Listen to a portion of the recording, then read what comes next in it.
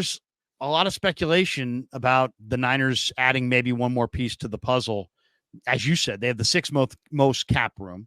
But as we all know, in an ideal world, they may roll a good chunk of that over to next year so they can pay Brock Purdy. So they're not looking to necessarily spend that money. But let's just say they were going to add one more piece to the puzzle. What is that piece? There's an article out right now on Bleacher Report. Christopher Knox says that the 49ers should make a play for Stephon Gilmore in free agency. There's also other people suggesting, I've seen articles in the last week, that the Niners ought to kick tires on Budda Baker. A lot of people like Justin Simmons, a former Boston College corner who is a good free safety option who's out there on the street. I read an article the other day about potential cuts in August at the August 31st cut down, and I saw two safeties that I really liked, and Richie Grant, who played at Central Florida, who played for the Falcons or plays for the Falcons, and Lewis Cine from Minnesota, who was a first-round pick out of Georgia, won a couple national championships there, broke his leg, he's fallen deep on the depth chart in Minnesota, and they're saying he may not make the team. So I'd almost rather, call up Minnesota about Cine or Atlanta about Richie Grant and see if I could, trade for a safety, maybe it was a high pick by somebody else and see if you can catch lightning in the bottle like you did with Laken Tomlinson over a Budda Baker, who would be awesome, but it would probably cost you quite a bit. Definitely going to cost you a big number on the cap. Or even Simmons, who is coming off of a Pro Bowl year. What do you think? I mean, is the Niners – I like the look of the Niners secondary. They're going to have to pay Mooney and Lenore at the end of the year anyway. If you could add a piece to this puzzle, where are you adding, and would it be in the secondary? I think this Niners team is in a really good spot as far as their roster right now. I think one of the goals for San Francisco going into the offseason was to build some depth on both sides of the ball. I think they were able to accomplish that. Now, you look at the Niners cap situation right now, they have $31.4 million in cap room. That is sixth in the entire NFL. That's great. But you also look ahead to next year, and as currently constituted, they are actually $38.9 million over the cap, and they are 30th in cap space in the NFL. I wouldn't panic too much about that because San Francisco can roll some of that cap space over to next year to help absorb that. And there are so many ways to massage the cap and pull off some loopholes in salary cap gymnastics, contract extensions, restructures, giving players guaranteed money, cuts, trades. So right now, the Niners are in a pretty good spot. If you look at some of the weaknesses and you think about some of the weaknesses on this team right now, I don't think it's in the cornerback room. I like Charvarius Ward and Diamador Lenore. I think there is a question, where do you want Diamador Lenore to play in the final year of his rookie deal? Is he an outside guy or is he an inside guy? I think he's an absolutely elite slot nickel corner who might be the best slot nickel corner in the NFL. And do you just want to maximize him there? If that's the case, not only could you save money with the contract extension next offseason because slot guys make less than outside guys, but who starts opposite of Charvarius Ward? Is it Isaac Yiadom? Is it Rock Ya-Sin? Who's going to be that guy? Now, if you put Diamador Lenore on the outside, then who starts in the slot? Is it going to be Renardo Green, who Nick Sorensen said we're going to start him off in the slot, or do you want him to play safety, or is he going to be the holdover plan at safety? Can he play safety? Talanoa Hufanga comes back. Do you think he can play safety? I know he did a little bit at Florida State. Is he? He's 185 pounds. I mean, what do you think, Chase? It's a coverage game. We know he can cover. Yeah. We know he's a dog. We know he's tough, but 185 pounds is a small safety. Yeah, I personally don't like him at safety. I just brought that up because I know you and I have talked about that. Like, he has the ball skills and the physicality. I'm not sure that you have to be a thumper at safety like you used to be when John Lynch was playing, Brian Dawkins and Ed Reed. It's more of a coverage game now, as you said, but I like Renardo Green at corner, and I like him in the slot. He's a little bit smaller, but he has toughness. He has swagger. He has ball skills. He led the ACC in pass breakups. He's really nasty, has no fear. So I would just keep him at that position. But again, like, what's your plan at outside corner? Now, if you don't think you have an outside corner, do you go Stephon Gilmore there? That could make some sense. I also look at safety as a little bit of an issue here, just because of the health of Talanoa Hufanga and the fact that he's going into the final year of his rookie deal. I really like Jair Brown. He's my favorite player on this team to be a breakout player in 2024. I just think he has it.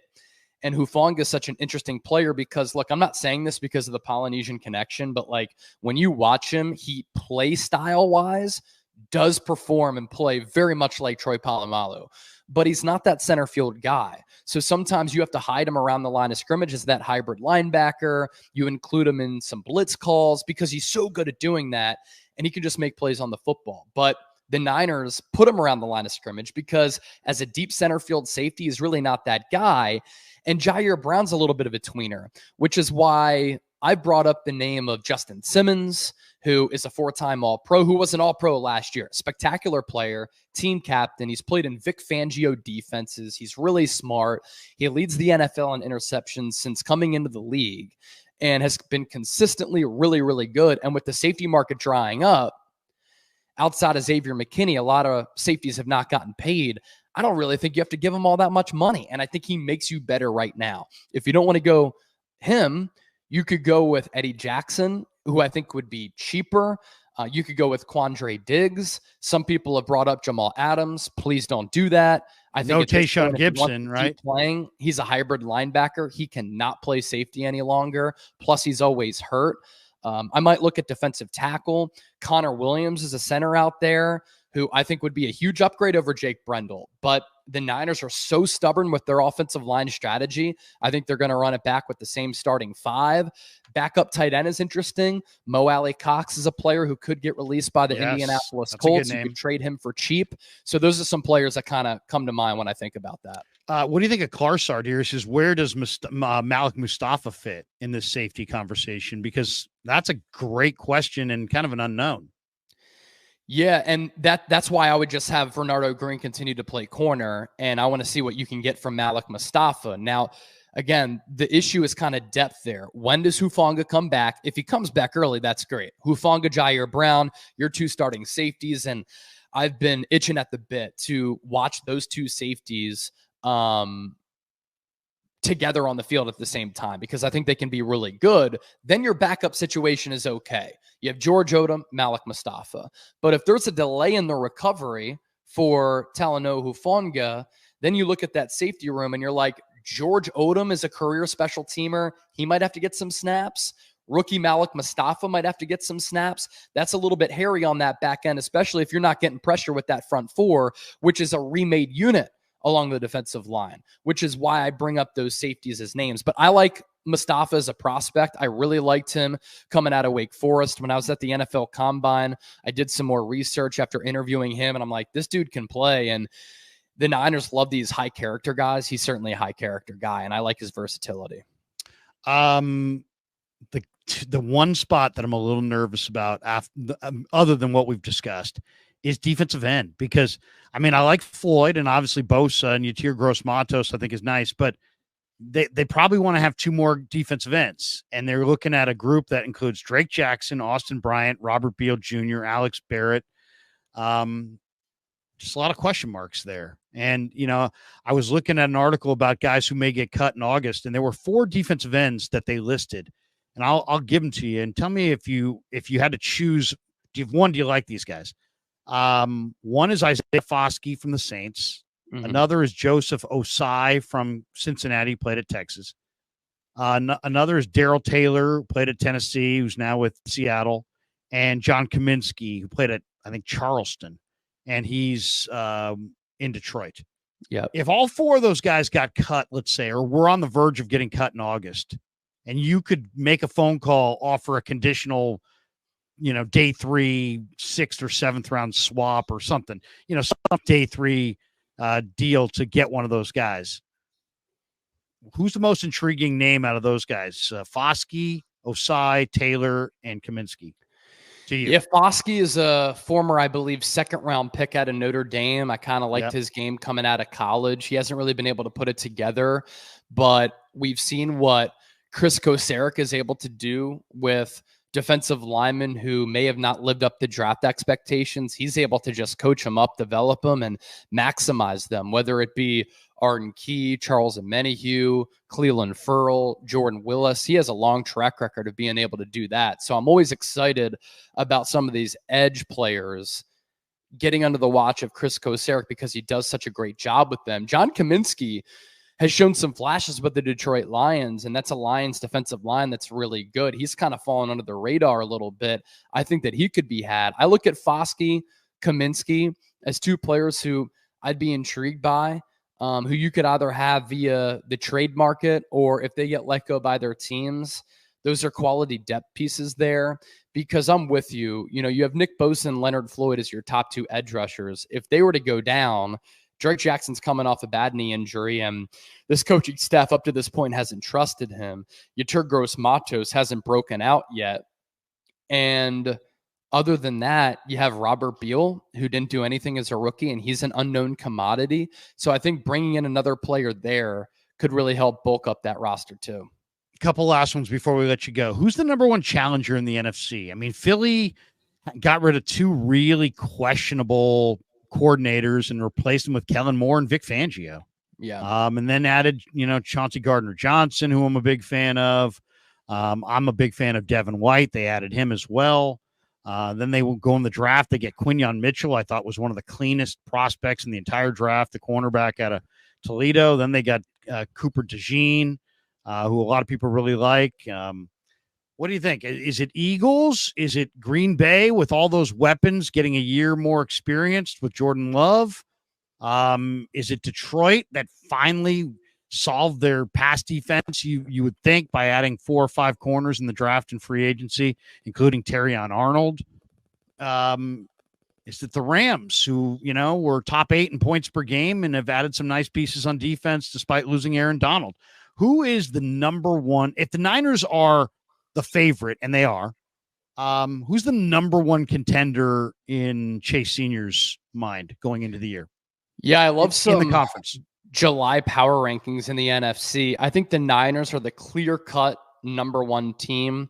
The only weakness really that they have is along their offensive line. But other than that, this is an extremely talented and deep roster who has a lot of playoff experience. I like the whole building of the team from the coaching staff to the offense to the defense. So Niners are number one for me in the NFC, especially with what they did last year.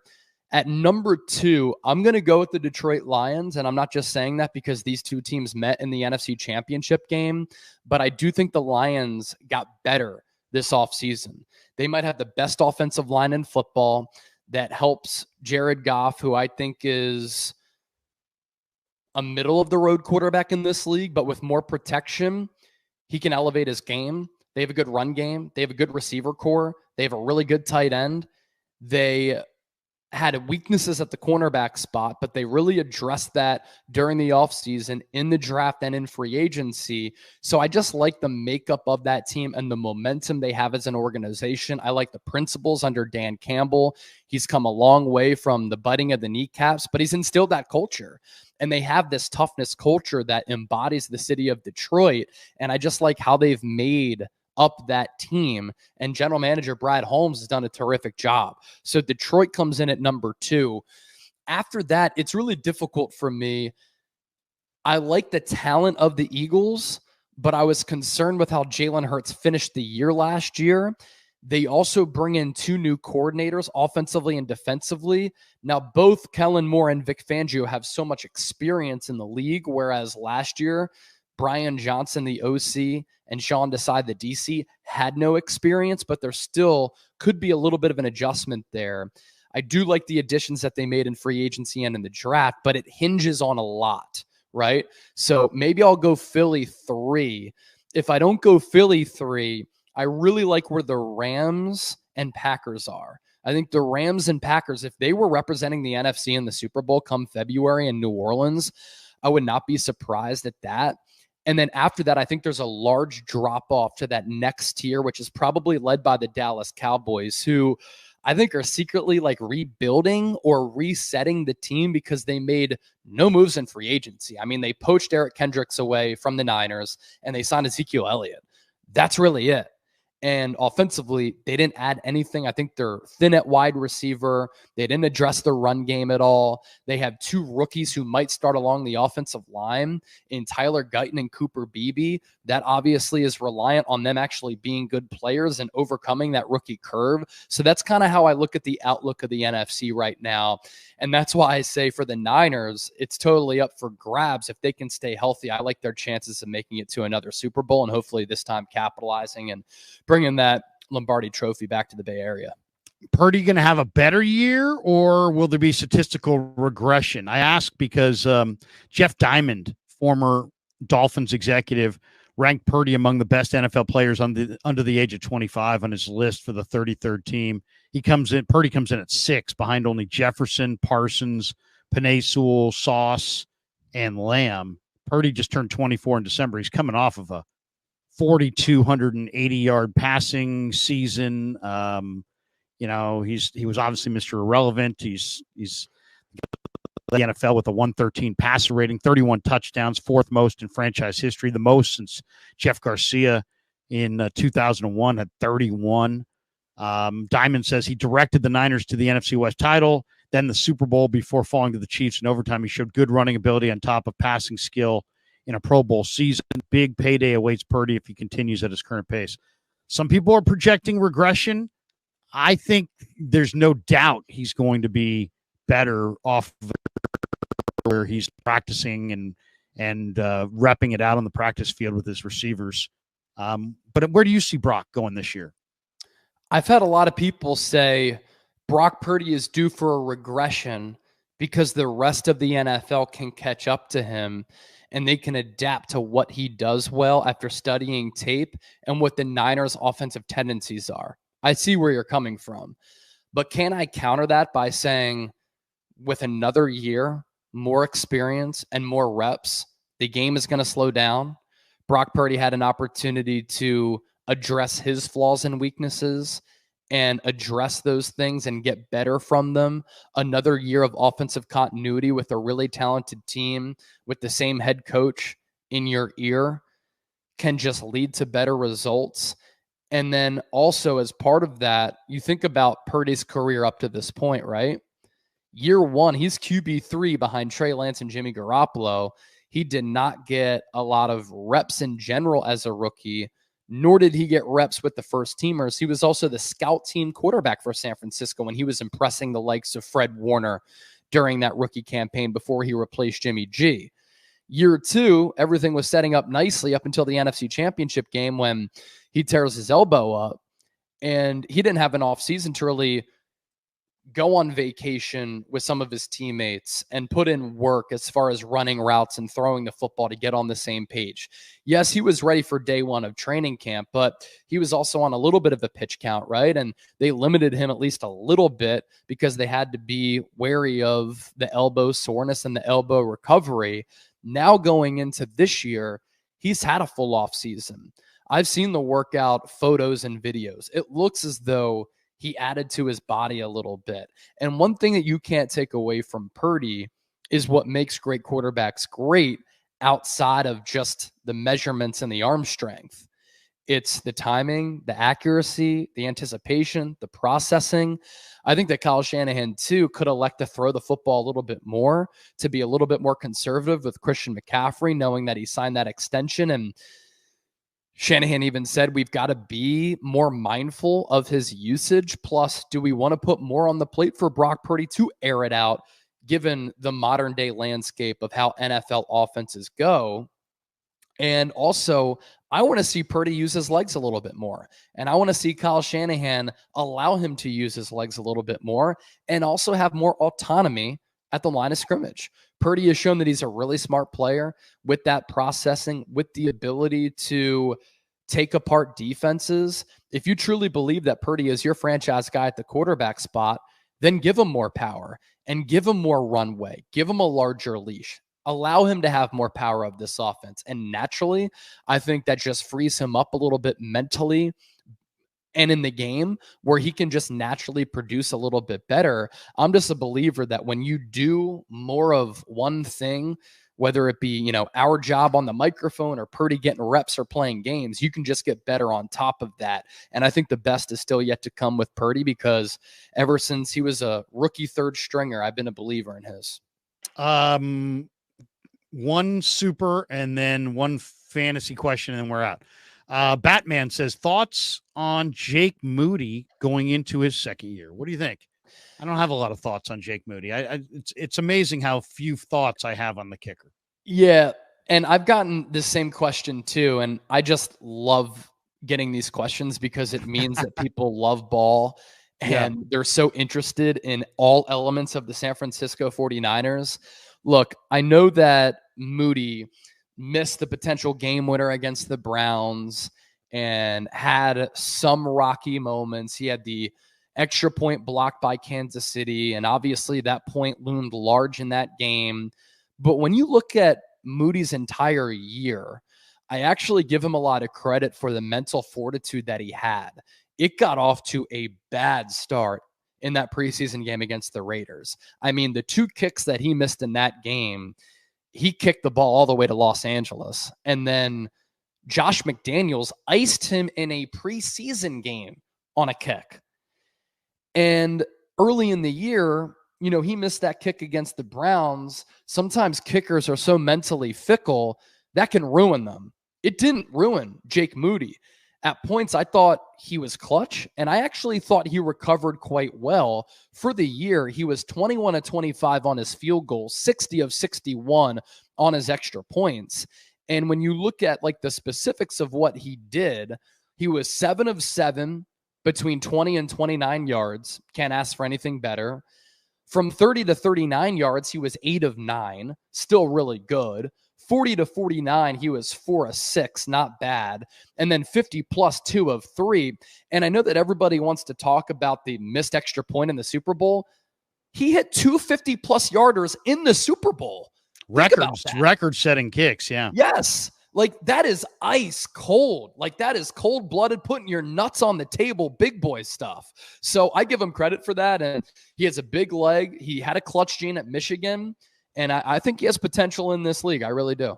Yeah, no, I do too. I think he's going to gain tremendous confidence off the Super Bowl. I know a lot of people would say, well, he missed the extra point. But you know what? It was blocked. It wasn't, it wasn't like he missed it. It was blocked. And it came off a little low, but the blocking up front wasn't great. Yeah. He did hit 2 booming field goals. Yeah. I think he carries confidence out of the Super Bowl into year 2. I think he's going to be the Niners kicker for a long time. Last one, lots of people. I just got contacted this weekend to MC a guy's fantasy draft. And I said, yeah, I'll do it. And then he told me it was in Riverside. And then of course, Riverside is hours from here. And then he said he would pay me, fly me in, feed me, fly me out, pay for all of it, and pay me on top of it. What would it take? What would it take to get Chase Senior to leave Dallas, get on a plane, fly to LA, host a 3-hour draft show, and go back home in one day? It would probably require that. First of all, I'm not a fantasy football player. I haven't played fantasy football in years. I like to gamble on football. I don't like playing fantasy. For me, it always takes away from my enjoyment of loving the game of football, because I don't want to watch a game, for instance, and the Niners win, but I'm pissed off because Brock Purdy didn't throw for 3 touchdowns and I lost my fantasy game by 1 point. I don't want to have to worry about that. I like being a general manager and the thought of that, but I just don't really like fantasy. But my youngest kid, my 14-year-old, does something that I absolutely would never do. He'll have 5 teams. Can't do it. So he'll be rooting for and against guys, and I'm rooting for this guy, but I thought he wasn't. Yeah, but I'm not. I'm benching him today, and I'm like, oh my god! If you're gonna play fantasy, one team. Yeah, I love rooting against the Dallas Cowboys. I love how they've been frauds for 3 decades, but I don't always find joy in just rooting against a player because for one of my 5 fantasy teams, he could cost me. Like, again, it just distracts me from watching the game of football that I've loved watching every single Sunday, Monday, and now Thursday since I was like 4 or 5 years old. But I do love chopping it up with viewers and fans, and that actually would get me excited if you got to fly me out and fly me there, and you have to pay me. I got to be making a profit here. But what do you got to make? If we can have some fun and I can MC and you've got a good food spread and we're going to take down some drinks and we're going to have some fun, I would gladly do that. And maybe we get some content out of it and put it up on the channel and make a little bit of more additional revenue. I would be down to do that. And I think that you should consider it. What's your price? What do you want? You want a Well, grand? It depends on the airfare, which nowadays is an absolute joke. The guy's paying for the hotel. He's paying for the flight. Okay, so paying for the flight. Okay, so now it's just a matter of what do you want. He's paying for the hotel. Well, there's not gonna be a hotel because we're gonna do it all in one day because it's LA. Okay, so yeah, that's a wash. Let's see. There's long-term parking. You got to pay long-term parking at the airport. I might start at $500. Yeah, give me $500 and I'm there. Yep, that's what I said. Let me take away 500. Yep. Anyway, Blood Moon drops this one, and then he says, "Will teams throw more because of these new tackle rules?"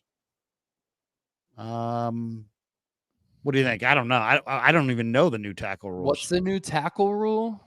Because you can't hurl your body like the thing where the swinging gait thing where like a DB tries to tackle Derrick Henry. It used to be you could tackle Derrick Henry up front and then swing your legs.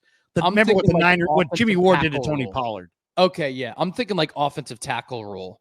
I mean, look, teams do such a good job of spreading things out. And like you look at the Niners, they do such a good job of getting the ball in the hands of their playmakers in space.